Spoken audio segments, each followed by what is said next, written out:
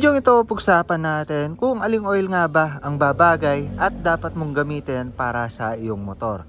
Shell long ride nga ba or Shell city scooter? Tara, pag-usapan natin. Disclaimer lang po, unahan ko na po kayo, di po sponsored itong video na ito at di po tayo binayaran para i-promote itong mga item na to, itong Shell oil products na to. So sadyang tinry lang po natin dahil sinasuggest din sa comments. Kung makikita nyo naman, may mga oil change series tayo at napadpad tayo dito sa mga Shell oil. So una po nating nagamit yung Shell long ride at akala nga po natin ito na yung endgame natin kasi sobrang smooth. Lumabas ito recently, itong Shell city scooter, at nakikita natin na sobrang smooth din sila. So performance wise, parehas po silang smooth, parehas maganda para sa ating mga engine.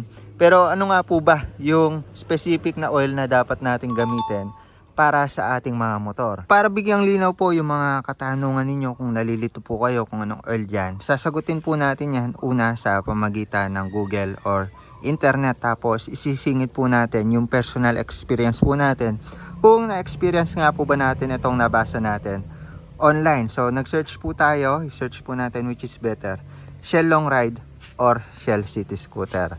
So kinumpara ng AI overview at ang sabi niya dito, eto medyo naka-summarize na.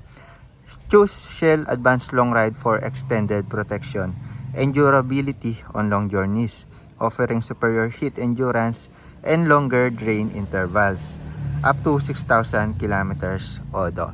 So kung isipin nyo, ironically, kapag pang long ride yung oil, mas maganda or dapat talaga mas mahaba yung interval niya. Kasi kung sasabihin mong pang long ride siya tapos maikli lang yung interval niya, edi parang nabitin yung oil mo sa haba ng binyahe mo, di ba? So ito, sabi dito, nakasummarize, Shell long ride, pang long ride siya, pang mahaba ang biyahe. So kaya nitong i-resist yung init, hindi agad iinit yung makina natin kahit na tuloy-tuloy natin gamitin yung motor natin. So yun rin naman yung na-experience natin dito sa Shell long ride na to. Kaya nga ito yung nilagay natin kay Scarlett natin kasi ito yung gagamitin natin pang long ride, si Scar pala. So nandito yung video kahapon in-upload ko. Nagsalin na tayo ng Shell long ride para kay Scar natin sa ADB 160. Tapos basahin pa natin sa advanced city scooter naman. Ito ang sabi dito, for daily urban commutes with frequent stops, as it's designed for high stress start-stop traffic, ensuring smoother acceleration. Dito naman, base sa Google at sa experience nga po natin, okay siya pagpahinto-hinto tayo sa kalsada. Nag-offer siya ng protection sa ating mga makina na kapag binira natin throttle, hindi po magsusugat yung ating mga engine kasi naka-formulate po ito para smooth pa rin po yung pagkiskisa ng engine natin kahit napahinto-hinto tayo. Kasi pag traffic, pag city, for sure, syempre hinto ka dyan, mag-slow down, tapos mag-accelerate ka or arangkada. So yun, offer niya smooth acceleration kahit napahinto-hinto tayo. Kaya nga sinabing city scooter. Shell Advanced Long Ride, fully synthetic 10W40. By the way, pares po silang fully synthetic. Pag fully synthetic, yun po yung may pinakamagandang quality ng oil kasi may semi tayo, semi-synthetic, tsaka mineral oil. Yung mineral oil magaspang, yung semi-synthetic nasa kalagitnaan ng synthetic at tsaka mineral. Yung fully synthetic yung pinakamagandang quality ng oil kasi yan pinag-aralan, gawang tao na po yan. So finormulate po nila para maganda or smooth po sa ating mga engine. So yun, balik tayo. Shell long ride, best po siya for touring, long highway rides, riders who want maximum engine protection and extended life. So maximum engine protection yung ino-offer niya. So ibig sabihin, yun nga, high stress, mahabang biyahe, long ride, goods na goods siya. Kasi sabi rin dito sa feature niya, for extreme heat endurance, robust formulation of trouble-free long journeys. Trouble-free long journeys, yun nga, hindi mo po problemahin yung mahabang biyahe kasi mahaba nga yung interval. Hindi ka pwede gumamit ng oil na pang long ride pero maikli lang interval, pang 500 kilometers lang, pang 1 km lang, mainit na, marumi na, mga ganung bagay. So yun, pag long ride, pang matagal na interval, mahabang biyahe. So, okay to. Gaya na lang nung nagsagada tayo, goods na goods to long ride kasi mame-maintain nito yung consistency ng smooth ng engine natin. Kasi 16 hours yung biyahe natin doon. 16 hours papunta pa lang, so 16 hours pa uwi. So, sa tagal ng biyahe na yon, kakailangan talaga natin ng magandang oil na kayang tumagal, kayang protektahan yung engine natin. So, ito yung babagay sa inyo. So, dito naman sa Shell City Scooter, fully synthetic. Best for daily city commutes, frequent short trips, start-stop traffic, hot and humid climates. Gaya ng sabi ko kanina, from the word itself, city scooter, pang mga short trip, start-stop traffic.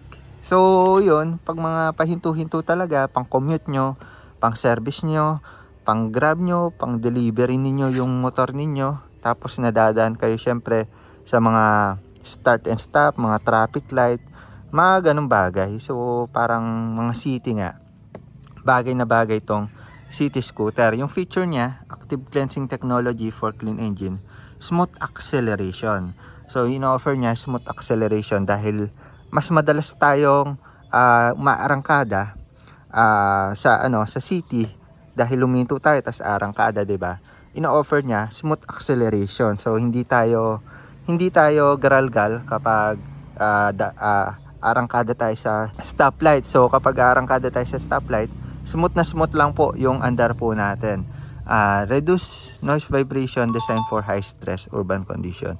So yun, dahil maganda yung acceleration niya, nare-reduce niya yung vibration ng ating mga engine. So kapag kasi medyo makapal yung oil, pangit yung oil, so magaspang yung oil, yung andar din natin parang ma-vibrate, kumbaga pigil or sakal yung engine natin. Pero yun, ito ino-offer niya, reduce noise vibration, tapos smoother acceleration. Na-experience na natin yan kay Scarlett po natin. So smooth yung acceleration, start and stop, hindi po ma-vibrate, hindi mainit yung motor.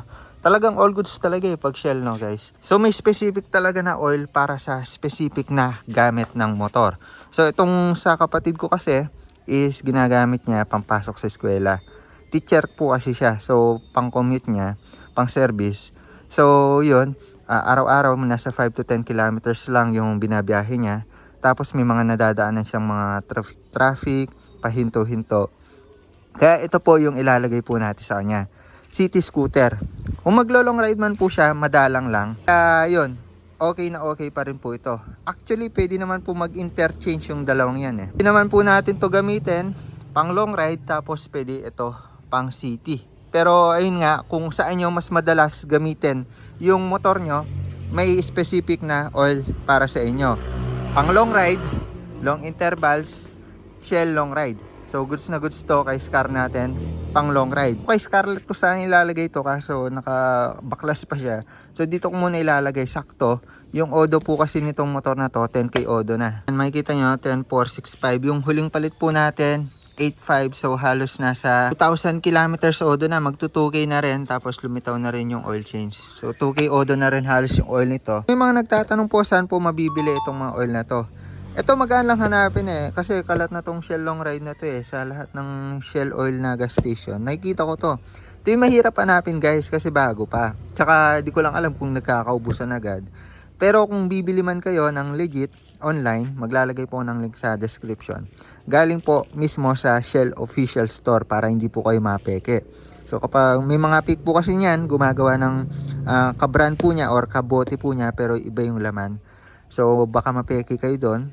Maging pangit po yung performance ng motor nyo, masira yung engine nyo. May mga code naman po yan. No? Ito kahapon binuksan na natin. Legit yan kasi sa Shell store ko binili. Yung link po ilalagay ko sa description. Click nyo yung more sa ilalim ng title. Lilitaw po yan. Or click nyo yung icon dito na basket. Tap nyo screen nyo, may lilitaw dito. Nandun na po yung mga item na yan. So ilalagay ko tong city scooter tsaka long ride. So pwede ko makakuha ng voucher or discount kapag dito po kayo sa link umorder niyan. Ito wala na tong laman, naisali na natin kahapon sa ADB po natin. Ito po yung video kung gusto yung panoorin. Tapos lagay natin tong city scooter dito sa motor ng kapatid ko. Mabilisan lang to, montage.